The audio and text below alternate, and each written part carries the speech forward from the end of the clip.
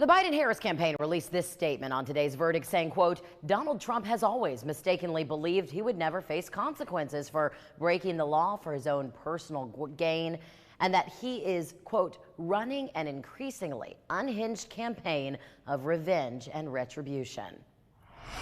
And we are getting reaction from the verdict from state, local, and U.S. leaders. Governor Henry McMaster, who has endorsed former President Trump, released this statement. He says, quote, the American people understand that this trial was nothing more than a political attack on President Trump. We will respond decisively at the ballot box in November and return him to the White House. South Carolina's senior Senator Lindsey Graham had this to say about the verdict, quote, the Manhattan legal system has become a joke in every sense of the word.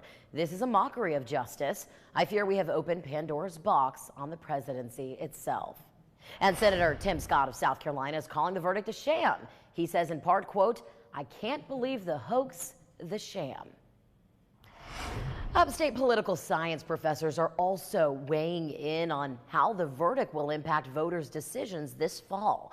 Our Colin Riviello talked with a professor at Furman University.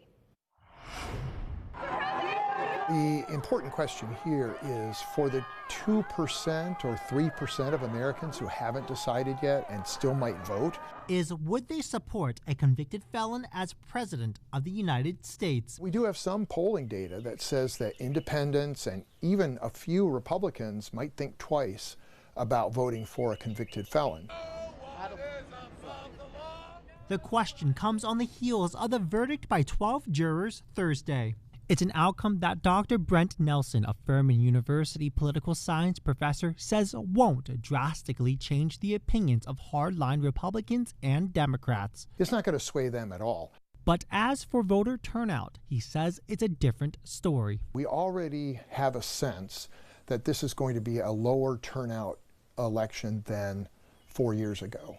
People are kind of tired of these candidates. They've seen them, they know them, and they've already made up their minds, and they're not real enthusiastic about going out and voting for either one of them. Having a convicted felon running, that makes it even less likely that some people who aren't maybe as connected to politics as others, they'll just decide, I don't really have a candidate. I'm going to just stay home. As for the voters in South Carolina, this verdict will not affect the outcome in South Carolina whatsoever. Even if there are some marginal changes, the Republican Party has such a large advantage, especially in presidential elections, that I don't expect to see a whole lot of change.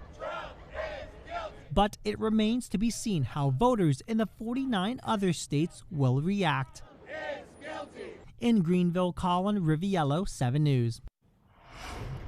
Attorney General Alan Wilson released this statement on the verdict, saying, quote, the decision to bring charges against President Trump was fueled by political motivations instead of the rule of law. He goes on to say, I believe these charges would never have been pursued against anyone not named Trump, which makes a mockery of the judicial systems and causes the public to doubt the integrity of all prosecutors, end quote. We're also hearing from Representative Jim Clyburn, who is a supporter of President Joe Biden, speaking out on today's verdict. Clyburn is the state's highest-ranking Democrat in Congress. He says, quote, the jury has spoken, justice has prevailed.